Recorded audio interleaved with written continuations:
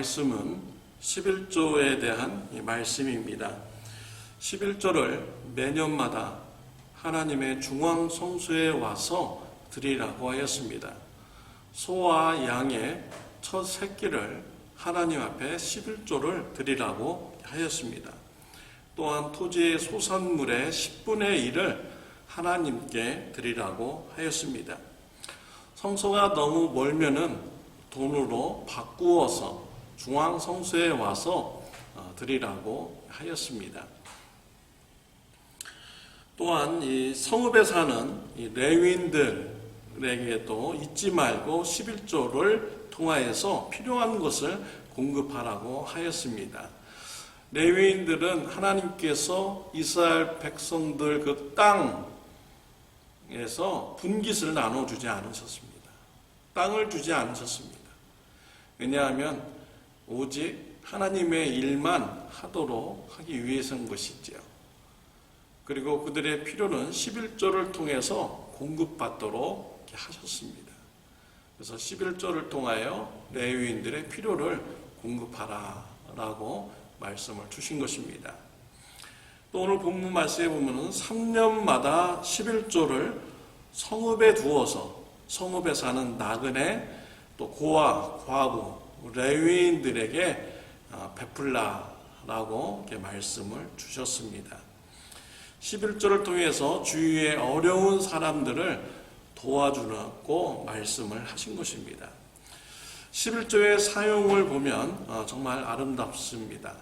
하나님의 나라를 위해서 사용이 되고요. 주위의 어려운 사람들을 위해서 사용되는 것이기 때문입니다. 우리가 소득을 가지고 나의 필요한 것을 채우다 보면은요, 우리가 하나님의 나라와 또 주위의 어려운 이웃을 위해서 우리의 소득을 쓰는 것이 그렇게 쉽지는 않습니다. 그런데 11조를 통해서 한다면은 하나님의 나라와 또 우리 주위의 이웃의 어려운 사람들을 도와줄 수가 있는 것이지요.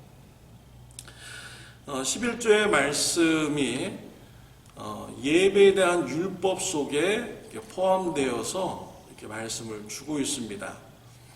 그렇다고 해서 이 11조가 율법에 속한 것입니까? 그렇지는 않습니다. 11조는 율법 전부터 있었습니다. 창세기 14장에 보면 아브라함의 조카 롯과 그의 가족들이 전쟁의 포로가 됩니다. 이 소식을 들은 아브라함은 집에서 키운 318명의 군사들을 데리고 조카 롯과 그의 가족들을 구출하러 갑니다. 기습 공격을 합니다. 전쟁에서 승리하게 됩니다. 조카 롯과 그의 가족들을 구출했습니다. 더불어서 또 소돔성에 사는 사람들도 구출했습니다. 많은 전쟁의 전리품을 가지게 되었습니다. 전쟁에서 승리하면서 돌아오는데 멜기세덱 왕을 만나게 됩니다. 그런 하나님을 섬기는 제사장이었습니다. 멜기세덱은 아브라함을 보자 이렇게 했습니다. 너의 대적을 내 손에 붙이신 지극히 높으신 하나님을 찬송할지로다 라고 하였습니다.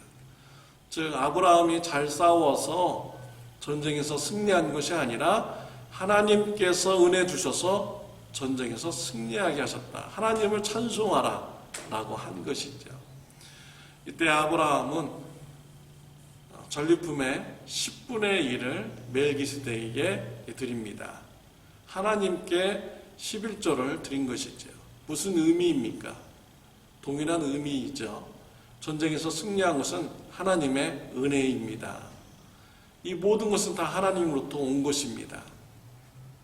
그 중에서 10분의 1을 하나님 앞에 드림으로 전부 드리는 마음으로 드린 것이지요.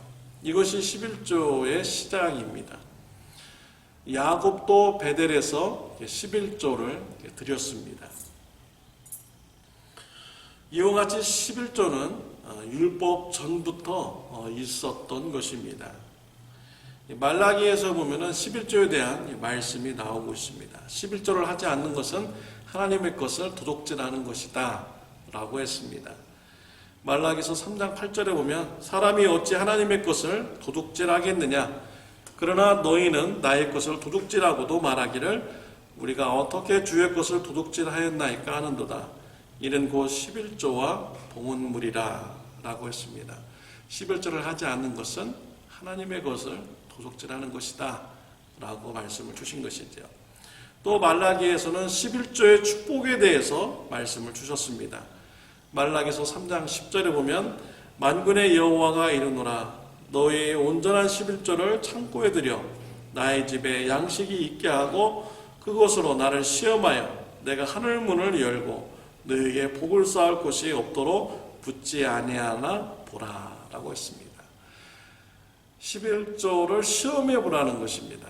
하나님께서 축복을 주나 주시지 않나 시험해 보라는 것입니다.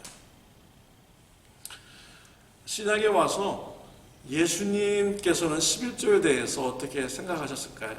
예수님은 11조 생활을 하셨을까요? 마태복음 23장 23절에 보면 화 있을진저 외식하는 서기관들과 바리새인들이여 너희가 박하와 회양과 근처에 11조는 드리되 율법에 더 중한 바 정의와 긍휼과 믿음은 버렸도다. 그러나 이것도 행하고 저것도 버리지 말아야 할지니라 라고 했습니다. 우리 예수님께서는요 외적으로만 11조 드리는 이런 사람들을 책망을 하신 것입니다. 내적으로 정의와 긍휼과 믿음으로 드리지 않았다고 책망을 하신 것이지요. 그러니까 11조 드릴 때는 외적으로 10분의 1을 하나님 앞에 드리면서 또한 이 마음의 믿음을 가지고 드려야 됩니다. 정의와 긍휼의 마음을 가지고 하나님 앞에 드려야 되는 것이죠. 예수님께서 11조에 대해서 이렇게 가르쳐 주셨는데 예수님께서 11조 생활을 하셨겠습니까? 안 하셨겠습니까? 예수님도 당연히 11조 생활을 하셨던 것입니다. 예루살렘 교회 성도님들도 11조 생활을 하셨습니다. 그 근거로는 사도행전 6장 1절입니다. 그때 제자가 더 많아졌는데 헬라파 유대인들이 자기의 과부들이 매일의 구제에 빠짐으로 히브리파 사람을 원망하니 라고 했습니다. 예루살렘 교회에 구제 사역이 있는 것을 우리가 볼 수가 있는 것이죠. 이 구제 사역은 무엇으로 사용되어집니까? 11조를 통해서 사용되어진 것이죠. 오늘 본문 말씀에서도 보면은 매 3년마다 11조는 고아와 과부를 위해서 또 나그네를 위해서 레위인들을 위해서 사용하라 라고 이렇게 말씀을 하셨습니다. 이런 것을 볼 때 예루살렘 교회 구제 헌금이 있다라는 것은 예루살렘 교회 성도님들이 11조 생활을 하였다라고 볼 수가 있는 것입니다. 초대교인들도 11조 생활을 하였습니다.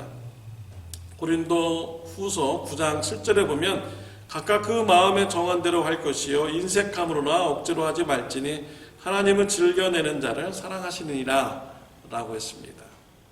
예루살렘 교회가 기근으로 인해서 어려움에 처했습니다. 이때 주위에 있는 초대교인들이 구제 헌금을 모아서 예루살렘 교회에 전달했습니다.